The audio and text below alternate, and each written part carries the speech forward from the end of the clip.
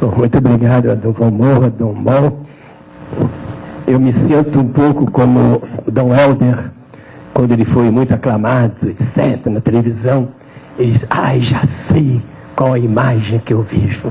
É Jesus entrando em Jerusalém e eu sou o burrinho carregando Jesus. Então, é isso que a gente sente às vezes, né? O que interessa é que o Senhor, o Mestre Jesus, ele seja aquele o centro de tudo. E nós podemos ser aquele jumento que Jesus mandou buscar e trouxeram para ele entrar na cidade de Jerusalém. O tema nosso é o Concílio Vaticano II. Dizem os que entendem de metodologia que é bom começar pelo título. Porque às vezes a pessoa termina a palestra sobre o que ele falou, não sei. Então eu vou falar sobre o Concílio Ecumênico, né, Vaticano II. Então, primeiro é concílio. E aí um inglês dizia pra gente assim, isso eu cito muitas vezes, que comecem pela etimologia, porque alguma coisa ela vai dizer para vocês. Então, concílio vem com, tem dois verbos gregos escondidos, aí podem os especialistas discutirem, o kaleo ou keleo. Kaleo é chamar. Então, o concílio chama e reúne as pessoas. Então, João 23, depois Paulo VI, chamaram os dois, os bispos e outros padres conciliares. Enquanto saiba, na primeira sessão foram 2.448, provavelmente durante o concílio alguns infartos do miocárdio diminuiu. Na segunda sessão, 2.488 padres conciliares. Eu digo padres conciliares porque nem todos eram bispos. Alguns eram prelados, que não eram bispos, e alguns gerais de ordem também foram chamados, algumas pessoas ilustres. Então havia outras pessoas, padres conciliares, além dos observadores, que eram pessoas que estavam lá olhando, como diz a palavra, observadores, estão só mirando, olhando de longe. Na terceira sessão foram 2.468, e no final, como já estava acabando, eles quiseram passear em Roma, aí 2.625 padres conciliares. Então vocês veem que é um zoológico maravilhoso, né? E quem conhece a Basílica de São Pedro, é a nave principal, aí fizeram duas grandes arquibancadas, assim, no Mineirão, ainda antes da reforma, e aí cada cubículozinha estava um bispo e um padre conciliar. Então, concílio e keleo impulsiona, move. É interessante. Então, não é uma reunião para ficar parada e dormida, como em certas palestras, né? Que o orador fala e as pessoas mergulham no sono profundo. Ali no concílio acontecia isso, que vários dormiam. Eram pessoas, às vezes, provectas, coitadinho, com 83 anos, com 40 bengalas. Então, e depois não acostumados a ouvir. Mas o keleo, o verbo keleo, dizia que eles saíam de lá animados. E o Concílio Vaticano só se reuniu no segundo semestre. E no primeiro semestre, os bispos, os padres conciliares, em seus países, animavam as comunidades e se deixavam animar. Então, concílio ecumênico. Ecumênico tem 3 sentidos. As coisas são mais sérias. O sentido mais geral chama-se ecumênico, aquele concílio que a igreja reconhece como representando toda a igreja. Então, ecumênico. E até a divisão da igreja no século XI, praticamente havia algumas igrejas separadas no Oriente, mas eram poucas. Praticamente era, vamos dizer, a ecumênia, era a igreja católica, a única igreja que existia, não havia o adjetivo católica, não precisava, e ela se reunia, às vezes uma região, até poucos bispos, mas representavam toda a igreja. Então a igreja reconhece ecumênico nesse sentido. Ecumênico hoje é esse movimento que nós temos, de união das igrejas, que João Paulo II insistiu tanto como meta às igrejas. E ecumênico, aí até o Edivardo comentava comigo que ele tinha lido no Ramer, que ele disse que foi o primeiro concílio ecumênico da história da igreja, no sentido em que todos os continentes estiveram presentes.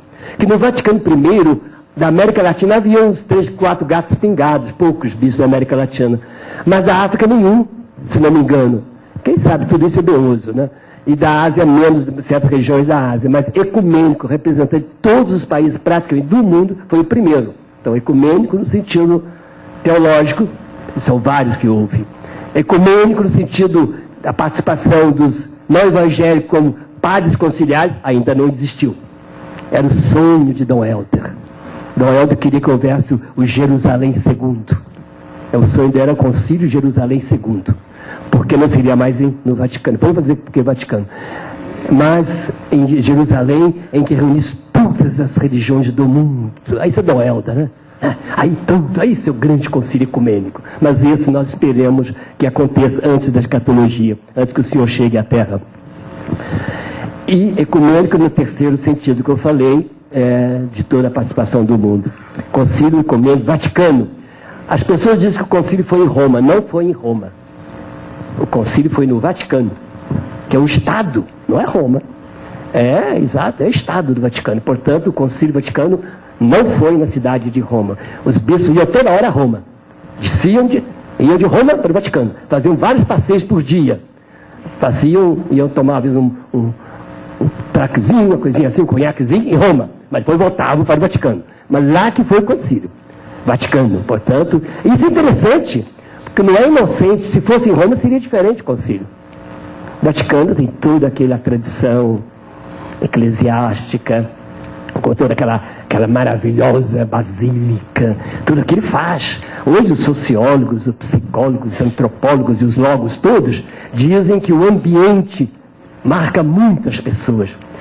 Então havia um bispo brasileiro que era de Taubaté, não vou lembrar mais o nome dele não, e o padre Beni, que hoje é bispo, levava no 600 era o carrinho mais vagabundo que existia em Roma. São 600 cilindradas, não dá nem para andar. Ele só corria o máximo 80. Então, um carrinho pequenininho, lá ia o bispo e o padre Beni guiando, levando de Roma até o Vaticano II. Então, os bispos vinham da cidade de Roma e entravam lá dentro nesse. E aí sim, na hora que ele entrava no Vaticano, punha a mitra, punha coisa, mudava. Era interessante isso. Ver aqueles homens e os soldados, só para cardeal que eles batiam, os soldados batendo cortininhas, e aqueles homens entrando todos assim, hieráticos, solenes. Aí muda a cabeça. Aquela cabeça que estava lá conversando em português, italiano, francês, japonês, de repente falava-se latim em grande parte. Né? Vaticano II. Se é segundo, houve o primeiro. Isso é importante. Houve um concílio Vaticano I. E a grande pergunta é se o Vaticano II seria um primeiro prolongado ou não. Era a grande interrogação. Havia duas opiniões. Agora vou começar a entrar mais na temática mesmo. Porque o tema meu é cenários do Vaticano II na Igreja da América Latina. Mas para entender o cenário aqui, nós precisamos saber quais são as lógicas que havia lá, para ver quais são as lógicas que funcionam aqui. E eu escolhi a categoria conflito. Podia escolher outra. E toda escolha, o francês tem um provérbio que diz que há le choix la croix. Quem tem a escolha tem a cruz. Então toda escolha é uma cruz, para ter um limite. Então a minha reflexão é muito limitada. Tem que ser com toda humildade, que vocês podem discordar. Eu escolhi o seguinte, e é a partir daí que eu vou falar. Eu vou olhar no Concílio Vaticano, em vários momentos, os polos que estão em tensão. Portanto, não vou olhar a harmonia, os beijinhos discretos, não. Vou olhar os elementos que se opõem um ao outro. Não são contraditórios, são polos em tensão. E a tensão é que anima a vida. Se o nosso coração abaixar a tensão alta é alta e perigosa, né? Aí dá AVC. Mas baixa demais, morre. Então, se acabasse a tensão no Vaticano, haveria a morte geral aí o SAMU teria um trabalho enorme, buscar todos aqueles bispos mortos. Se subisse demais a tensão, também morreria. Então a tensão só traz vida se ela chega a mais ou menos 90, não sei quais as tensões que existem, eu não entendo muito de cardiologia. Mas a cardiologia espiritual diz que precisa ter uma tensão que provoque o crescimento. Então a primeira grande tensão, os bispos antes de entrar, depois que eles ouvem o discurso de João 23, que vai ser o grande critério da gênese dos textos. Depois, a terceira tensão, os documentos já feitos.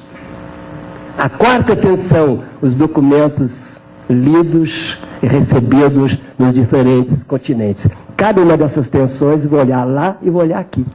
Se chegar a houver tempo. porque o meu tempo me deram 45 minutos, então 44, 58, eu estou terminando. Pode ficar tranquilos, não passarei de 8 horas, de 9 horas e 45. Para quem tiver sono, pode marcar o despertador. Então, primeira grande tensão, a tensão deles antes de entrarem. Eu vou ser bem sintético, porque o tempo é curto. Eu divido em 2 grupos bonitos. A maioria, grande maioria, vinha de T/A. Vinha da tradição garantida pela autoridade. Essa, para mim, acho que sintetiza bem o que é a posição. Eu distingo 2 tipos de tradicionais. Não. 2. Podia achar 3 também, gosto muito de 3, mas em ordem da Trindade. Mas vou achar só 2 agora, deixar o Espírito Santo descansando. Tradição e autoridade quer dizer aqueles que assumem a tradição enquanto e naquilo que ela é garantida pela autoridade. Não é qualquer tradição, não. Então eles pegam a tradição e perguntam, a autoridade sanciona? Sanciona, aceito. Essa é realmente o que nós chamamos de tradição, a talvez mais rica. A mais rica, que mais entrou no concílio. Daí que esses homens tradicionais conhecem muito bem os documentos, desde a escritura, mas a escritura não é tão boa, porque a escritura é muito exegética que atrapalha a cabeça da gente. Então, melhor são os concílios e melhor ainda são os documentos mais recentes, porque falam o nosso vocabulário. Então, os tradicionais, eles gostam muito dos documentos para garantir a tradição. Essa é a tradição, essa era a grande maioria. Agora, havia alguns que defendiam a tradição pela tradição. E como é que nós vamos saber disso? Vamos saber disso depois do concílio. Já estavam lá dentro. Por que depois do concílio? Porque os tradicionais, eu vou citar, como já estão no céu os 2, eles vão olhar para mim lá, rir lá no céu, eu posso citar os nomes, né? Vou citar 2 tradicionais para mostrar a diferença. Vou citar um francês, muito famoso, Lefebvre, que é o pai dos conservadores no concílio, e Dom Cigot, que é aqui, mineiro, Belo Horizontino, né? O primeiro bispo, se não me engano, nascido em Belo Horizonte. Arcebispo de Belo Horizonte, mas nascido primeiro, Dom Cigot. Os 2 são conservadores, mas diferentemente, para entender um pouco o que é o conselho. O Lefebvre ficou a tradição pela tradição. A autoridade mudou um pouco a tradição, ele não aceitou. Então ele criou o cisma. Então ele ficou considerado um bispo cismático, e um bispo brasileiro também, Castro Maia, aderiu, e eles afastaram da Igreja Católica, porque quiseram manter a tradição pela tradição, e não mais garantida pela autoridade, nem do Papa, nem do Concílio. Olha a diferença. E a razão teológica que ele dá, porque houve uma conversa muito interessante, um verão europeu muito quente, né? Mas houve um verão muito interessante na Europa, que Paulo VI, olha que humildade, Paulo VI, carteou, escreveu cartas para Lefebvre e vice-versa, e essas cartas, claro, foram publicadas. Então eu li as que chegaram à minha mão. E Paulo VI então dizia para Lefebvre, uma tradição parada é morta. A tradição tem que caminhar e viver, e ser viva. Isso é Paulo VI, hein? E Lefebvre não. Lefebvre diz, o concílio tridentino foi dogmático, o concílio Vaticano II foi pastoral. Entre o dogmático e o pastoral, fico com o dogmático. Esse é o argumento que ele deu. Então ele ficou com os dogmas de Trento e não aceitou a reinterpretação que o Vaticano se deu de vários aspectos do concílio tridentino, que é uma tradição viva, então ele se afastou. Agora, Dom Cigot, por exemplo, que era muito tradicional, obedeceu, abaixou a cabeça, continuou católico, ficou na igreja. É bom distinguir esses 2 tipos de tradicionais. Agora, isso é lá, né? E aqui, está acontecendo a mesma coisa. Há os tradicionais que avançam, por quê? Porque a igreja vai mudando a sua autoridade. É uma tradição, garantida pela autoridade. Agora, aqueles que querem agarrar a tradição por ela mesma, já independente da autoridade, já são mais ou menos cismáticos. Nós temos, só que é um cismático, às vezes coloridos, bonitos, que cantam e pulam e saltam. Mas muitas vezes são meio cismáticos também, porque agarram uma tradição que não está mais garantida, nem pelo concílio, nem pela autoridade. Então, esse primeiro grupo. O segundo grupo, que era menor, que era minoria, geralmente eram os bispos centro-europeus, da Holanda, que era muito avançada já, aqueles holandeses, aquelas cervejas maravilhosas, né? Holanda, Bélgica, Alemanha, França e uma parte da Itália. Esse era o grupo mais avançado, e que tinha um exército de teólogos de primeiro time, né? E um deles, um jovem teólogo, muito inteligente, brilhante, inclusive fez uma palestra no Colégio Brasileiro, que vocês talvez conheçam o nome, não sei se vocês ouviram falar dele, um tal Joseph Ratzinger. Então ele era um daqueles grandes teólogos que esteve ali, que escreveu um livro muito importante, e fez uma palestra para os nossos seminaristas sobre The Populo Dei, que ele falou em latim, porque ele não falava naquela época nenhuma língua latina, e os seminaristas nossos entendiam latim. Então ele falou em latim sobre o povo de Deus. Então havia esse grupo de teólogos que assessorava os bispos desse centro europeu. Então, no começo, a balança era muito mais para o lado conservador. Então, era de esperar, e se esperava mesmo que o Vaticano II terminasse, muita gente esperava, na primeira sessão, e produzisse uma série enorme de textos conservadores. Porque eles tinham produzido 72 textos preparatórios. 72, naqueles 2 anos preparatórios. Para vocês terem ideia do que aconteceu, que eu falei ontem lá na outra palestra, né? De 72, 71 foram rejeitados, que nem mereciam ser discutidos. Para dizer que já começou rapidamente uma mudança. Que aquele grupo tradicional que parecia que era o hegemônico, e parecia hegemônico, e não foi. Por quê? Por causa da segunda tensão.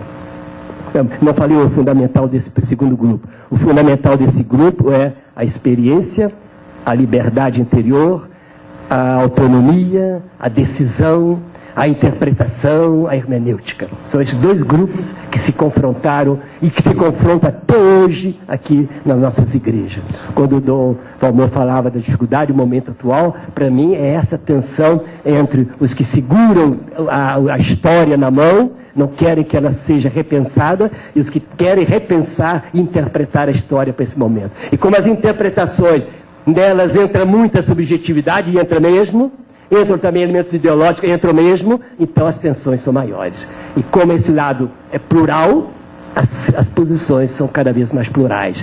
E que a pós-modernidade costuma chamar de fragmentação. Então nós vivemos um mundo fragmentado, porque esse lado da subjetividade, da liberdade, da interpretação está crescendo e tornando cada vez mais forte. É essa tensão que nós vivemos aqui, esse cenário que nós estamos vivendo.